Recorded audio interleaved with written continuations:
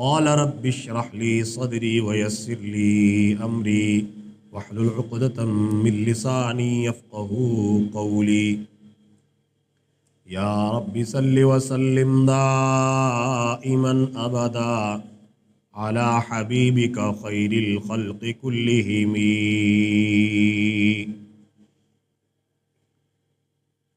معزز سامعین، دوستو، بزرگوں، بھائیوں،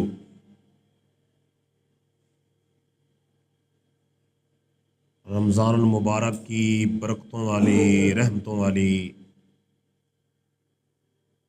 گھڑیاں، ساعتیں رواں دواں ہیں۔ اس بابرکت مہینے میں اہل ایمان نمازوں کا اہتمام کر رہے ہیں، تراویح کا اہتمام کر رہے ہیں، قرآن سننے سنانے کا اہتمام کر رہے ہیں، قرآن پڑھنے کا، تلاوت کرنے کا اہتمام کر رہے ہیں۔ اللہ تعالیٰ سب کی تمام عبادات کو اپنی بارگاہ میں قبول فرمائے۔ آج جس حوالے سے آپ حضرات کی خدمت میں بات کرنی ہے وہ یہ ہے کہ قرآن مقدس کا رمضان المبارک کے ساتھ کیا تعلق ہے۔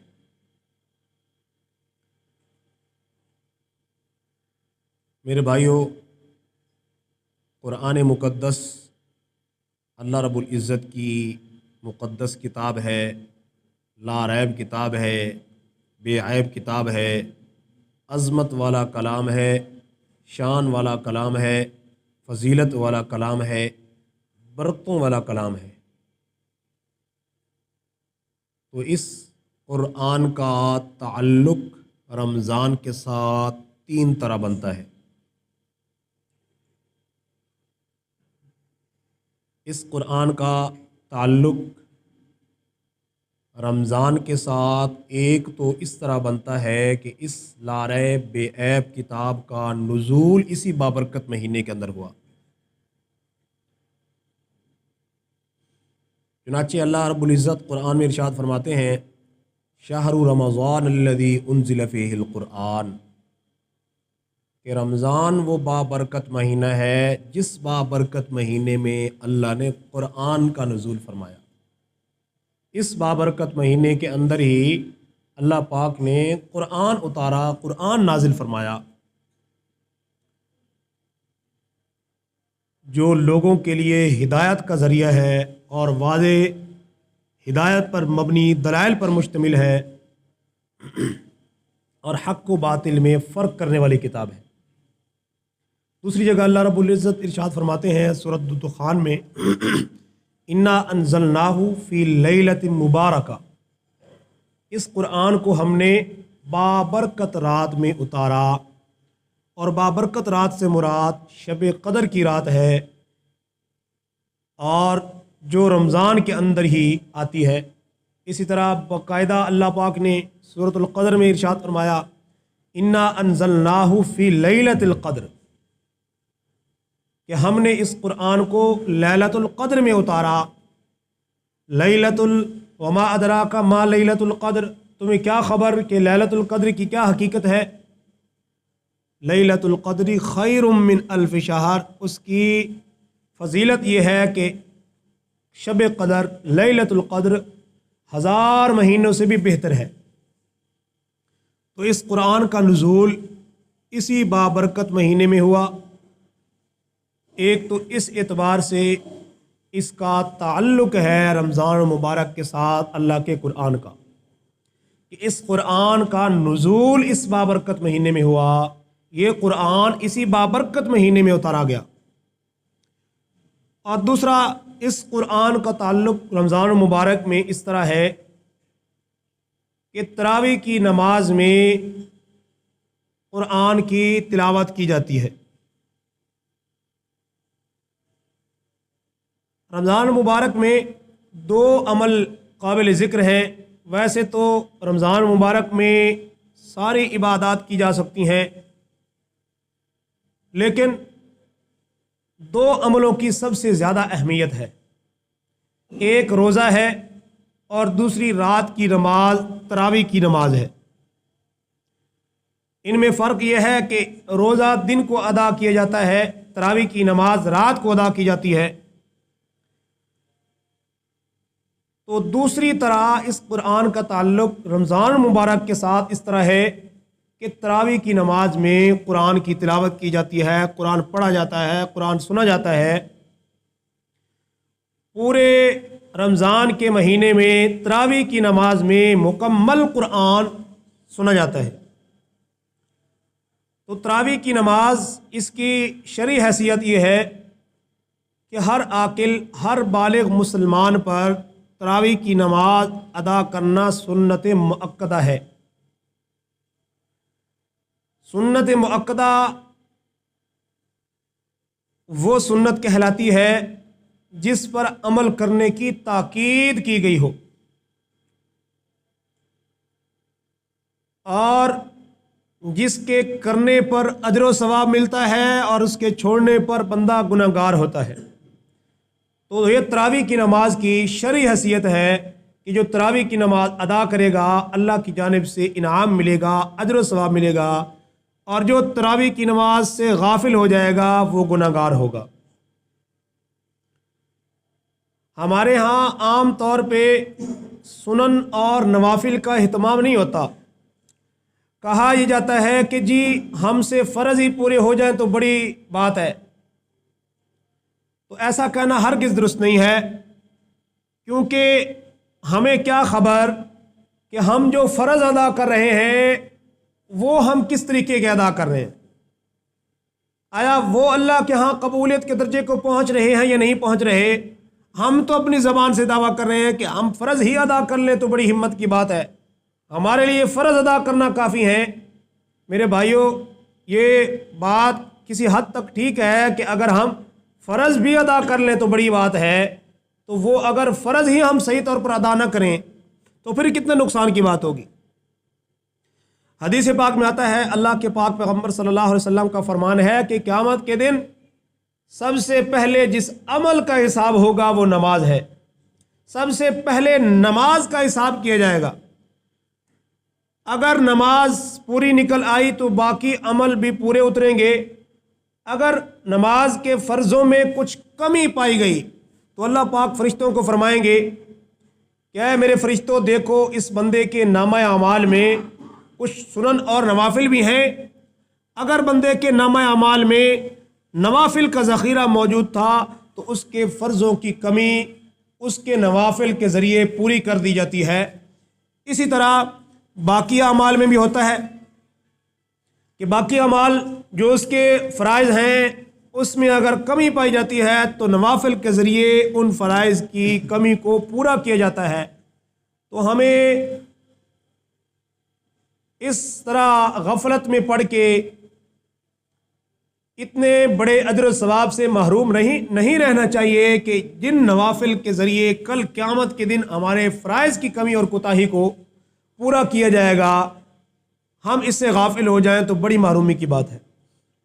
میرے بھائیوں، آج ہمیں نیکیوں کی قدر نہیں ہے، آج ہمیں نیکیوں کی قدر نہیں ہے۔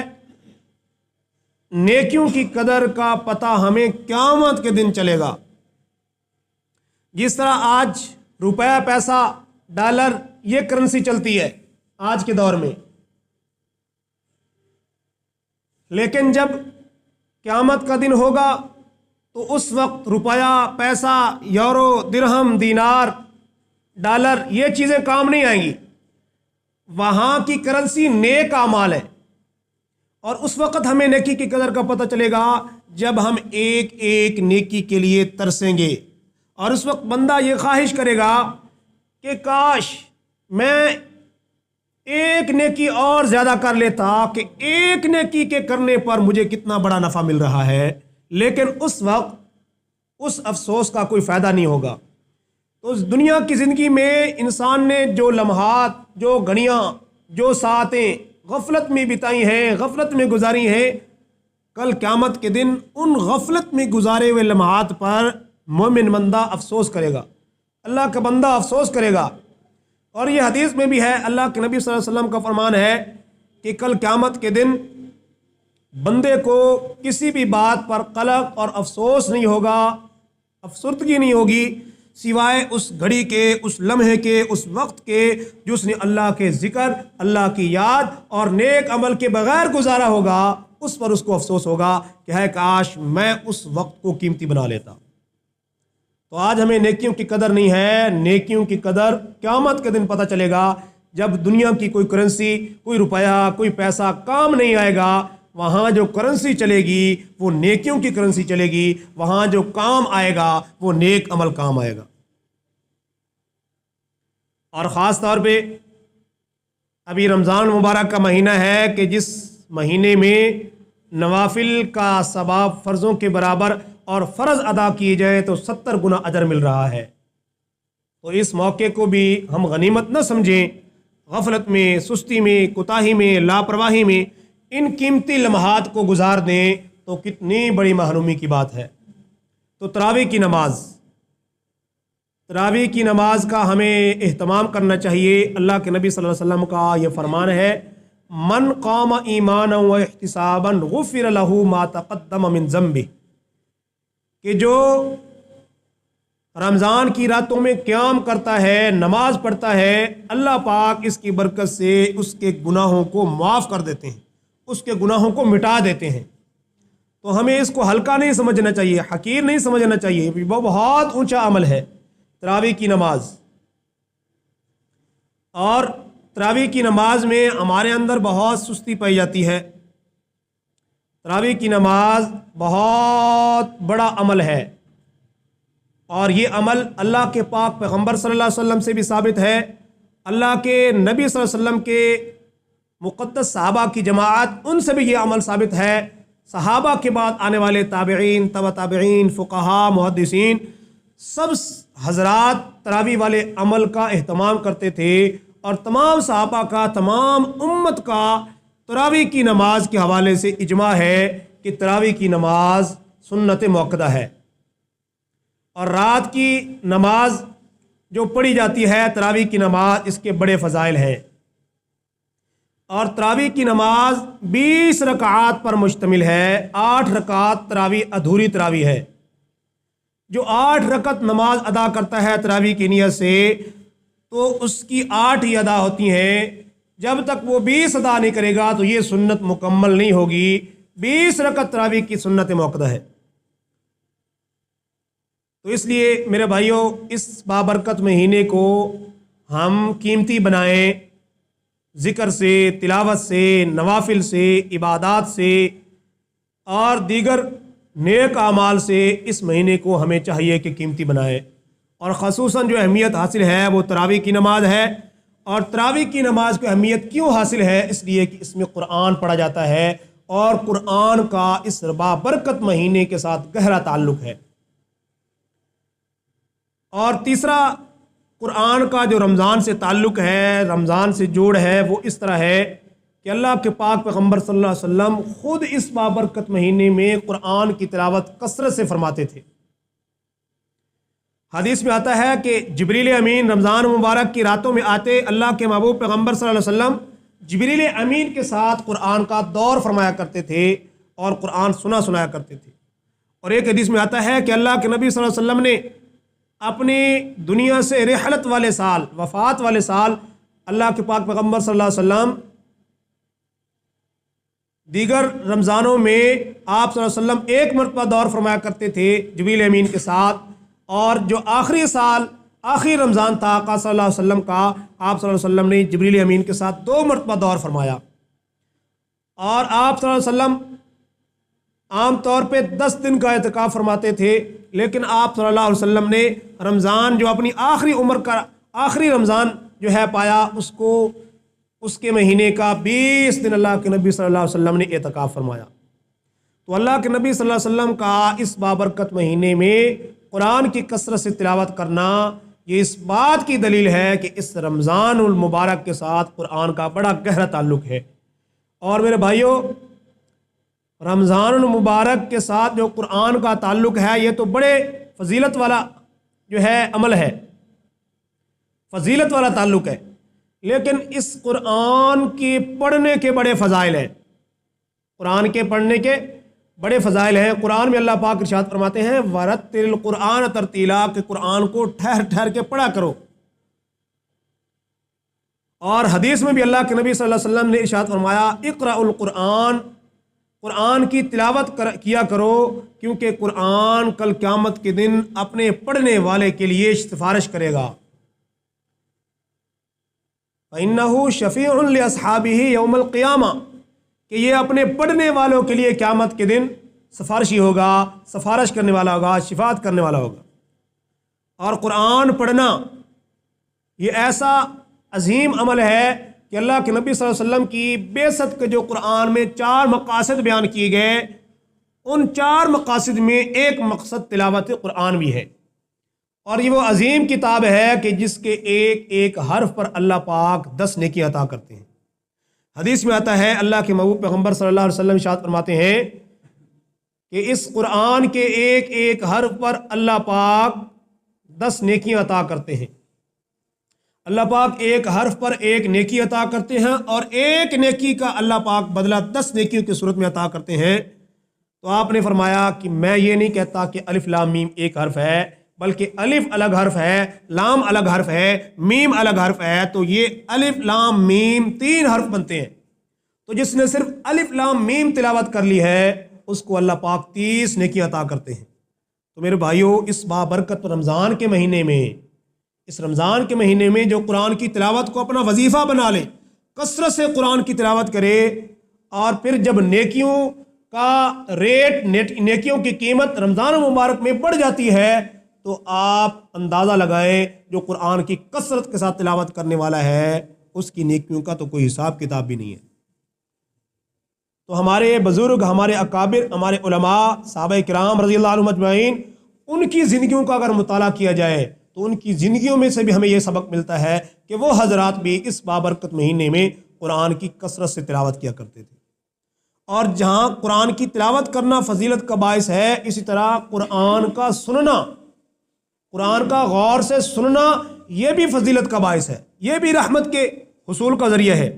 چنانچہ اللہ پاک قرآن میں ارشاد فرماتے ہیں وَإِذَا قُرِئَ الْقُرْآنُ فَاسْتَمِعُوا لَهُ وَأَنصِتُوا لَعَلَّكُمْ تُرْحَمُونَ، کہ جب تمہارے سامنے قرآن کی تلاوت کی جائے، قرآن تمہارے سامنے پڑھا جائے، تو فَاسْتَمِعُوا لَهُ وَأَنصِتُوا، خوب کان لگا کے قرآن کی تلاوت کو سنو، اور قرآن کی تلاوت کے دوران خاموشی اختیار کرو۔ اللہ پاک فرماتے ہیں جب تم قرآن کی تلاوت غور سے سنو گے اور خاموشی اختیار کرو گے، لعلکم ترحمون، تم اللہ کی رحمت کے مستحق ہو جاؤ گے۔ تو اللہ کے قرآن کی تلاوت سننا یہ حصول رحمت کا ذریعہ ہے۔ تو تراویح کی نماز میں قرآن کی تلاوت کی جاتی ہے، تو سب حضرات کوشش کریں کہ اول سے لے کے آخر تک مکمل رمضان مبارک میں مکمل قرآن کی تلاوت سنیں، تاکہ قرآن سننے کی فضیلت بھی ہمیں مل جائے، اور جب قرآن پڑھیں تو قرآن کی تلاوت کریں تو قرآن تلاوت کرنے کی فضیلت بھی ہمیں مل جائے، کسی بھی خیر و برکت سے ہم محروم نہ رہ جائیں۔ تو قرآن پڑھنے کے بھی فضائل ہیں، قرآن کی تلاوت سننے کے بھی فضائل ہیں، اور خصوصاً تراویح کی نماز میں ہمیں قرآن کی سننے کا اہتمام کرنا چاہیے۔ تو میرے بھائیوں، یہ باتیں بتانے کا مقصد یہ ہے کہ اس بابرکت مہینے میں جو رمضان مبارک کا مہینہ ہے، اس بابرکت مہینے کے ساتھ قرآن کا بڑا گہرا تعلق ہے، قرآن کا بڑا گہرا جوڑ ہے۔ اس مہینے کو بھی ہم قیمتی بنائیں اور کثرت سے قرآن کی تلاوت کریں، قرآن کو پڑھیں، قرآن کو سنیں، قرآن کو سمجھیں، اور قرآن میں موجود تعلیمات، قرآن میں موجود احکام، قرآن میں موجود باتیں، ان سب پر اپنی عملی زندگی میں، ان سب باتوں کو اپنی عملی زندگی میں لانے کی کوشش کریں۔ تو یہ بابرکت مہینہ ہے رمضان مبارک کا، اس حوالے سے چند باتیں ہمیں روزوں کے حوالے سے یاد رکھنی چاہیے، ان مسائل کو ذہن نشین رکھنا چاہیے۔ روزوں کے حوالے سے ایک مسئلہ یہ ذہن نشین فرما لیں کہ جو سحری کا مسئلہ ہے کہ سحری جب ہم نے روزہ رکھنا ہے، سحری کھانی ہے، تو ہم کب تک سحری کھا سکتے ہیں، کتنے وقت تک ہم سحری کھا سکتے ہیں؟ تو اس حوالے سے یہ بات ذہن نشین کر لیں، ذہن میں پختہ کر لیں کہ سحری کا وقت جب ختم ہو جائے اور اعلان ہو جائے کہ اب سحری کا وقت ختم ہو چکا ہے، اس وقت تک آپ حضرات کھا سکتے ہیں۔ اور جب اعلان ہو جائے کہ سحری کا وقت ختم ہو چکا ہے، جو گلاس پانی آپ پینا چاہتے ہیں یا چند لقمے آپ کھانا چاہتے ہیں، جو ہاتھ میں لقمہ ہے وہی کھانے کی اجازت ہے۔ بعض لوگ غلط فہمی میں پڑ جاتے ہیں اور غلط مسائل سن کے اپنے روزوں کو خراب کر لیتے ہیں۔ اب مسئلہ بڑا مشہور ہے کہ بھائی اذان جب تک ہوتی رہے کھاتے پیتے رہو۔ کتنے ساتھی ایسے ہوتے ہیں کہ وہ اذان کا انتظار کرتے ہیں اور اذان کے دوران بھی وہ کھاتے رہتے ہیں۔ یہ مسئلہ ذہن نشین فرما لیں۔ اللہ قرآن میں ارشاد فرماتے ہیں کلوا واشربوا حتی یتبین لکم الخیط الابیض من الخیط الاسود، کہ تم کھاؤ پیو یہاں تک کہ سیاہ دھاگا سفید دھاگے سے سیاہ دھاگے سے جدا ہو جائے۔ یعنی صبح صادق اور صبح کاذب جب ان کا فرق ہو جائے، جب آسمان کے افق پر سیاہ لکیر ختم ہو جائے، سفید لکیر ظاہر ہو جائے، تو وہ وقت سحری کے ختم ہونے کا ہے۔ تو قرآن میں جو سحری کے اختتام کا وقت بتلایا گیا ہے وہ صبح صادق کا طلوع ہونا ہے، اور حدیث پاک میں بھی جو سحری کے اختتام کا وقت بتلایا گیا ہے وہ صبح صادق کا طلوع ہونا ہے۔ جب صبح صادق طلوع ہو جائے، سفید لکیر افق پر آسمان پر ظاہر ہو جائے، تو اس وقت کھانا پینا بند کرنا ضروری ہے۔ اگر کوئی بندہ اذان کا انتظار کرتا رہا اور اذان کے دوران بھی وہ کھاتا پیتا رہا، بعض لوگ تو ایسے کرتے ہیں وہ یہ سمجھتے ہیں کہ اذان کے اختتام پر کھاتے رہیں۔ میرے بھائی اذان تب شروع ہوتی ہے جب سحری کا وقت ختم ہوتا ہے۔ اذان تب دی جاتی ہے، اگر سحری کے وقت سے پہلے اذان دے گا تو وہ بھی ٹھیک نہیں ہے۔ جب سحری کا وقت ختم ہوتا ہے تب اذان شروع کی جاتی ہے۔ اب سحری کے وقت ختم ہونے کے بعد بھی اگر بندہ کھاتا پیتا رہے تو یہ بندہ اپنا روزہ خراب کر لے گا۔ اور جس حدیث سے لوگوں کو غلط فہمی لوگوں میں پائی جاتی ہے کہ اللہ کے نبی صلی اللہ علیہ وسلم کے دور میں 2 اذانیں ہوا کرتی تھیں۔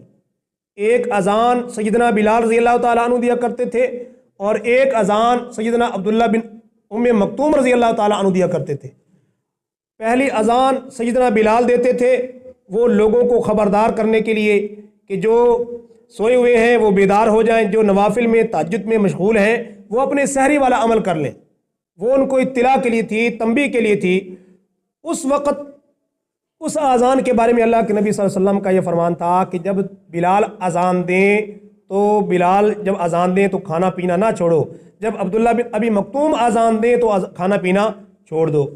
تو اس سے لوگوں نے یہ سمجھ لیا کہ اذان کے دوران بھی کھانا پینا درست ہے، حالانکہ جو سیدنا بلال پہلی اذان دیتے تھے وہ سحری کا وقت کے اندر ہوا کرتی تھی۔ وہ تہجد کی اذان آپ اس کو کہہ سکتے ہیں، وہ سحری کے وقت کے اندر ہوا کرتی تھی، اور دوسری اذان عبداللہ بن ام مکتوم رضی اللہ تعالیٰ عنہ دیا کرتے تھے وہ سحری کے اختتام کی اذان تھی۔ اس کے بعد کھانے پینے کی گنجائش نہیں ہے۔ لہذا جو حضرات اس طرح کی غفلت میں مبتلا ہیں ان کو اس سے باز رہنا چاہیے تاکہ ان کی روزے ضائع نہ ہوں، کیونکہ اذان کے حوالے سے یہ ہو سکتا ہے کہ اگر آپ اذان کا انتظار کرتے رہیں، اذان تاخیر سے بھی ہو سکتی ہے۔ اذان سحری کے اختتام کے وقت ختم ہونے کی کافی دیر بعد بھی ہو سکتی ہے۔ اگر آپ اذان کا انتظار کرتے رہے تو آپ روزہ ضائع کر دیں گے۔ اس لیے جب سحری کے اختتام کا اعلان ہو جائے اس وقت ہمیں کھانا پینا چھوڑ دینا چاہیے۔ یہ اتنی گنجائش ہے کہ 1 گلاس پانی پی لیں یا جو لقمے ہاتھ میں ہیں ان کو کھا لیں، اس سے زیادہ کی گنجائش نہیں ہے۔ اللہ رب العزت سے دعا ہے اللہ پاک ہمیں تمام اعمال، تمام احکام قرآن و سنت کے مطابق بجا لانے کی توفیق عطا فرمائے۔ وآخر دعوانا الحمدللہ رب العالمین۔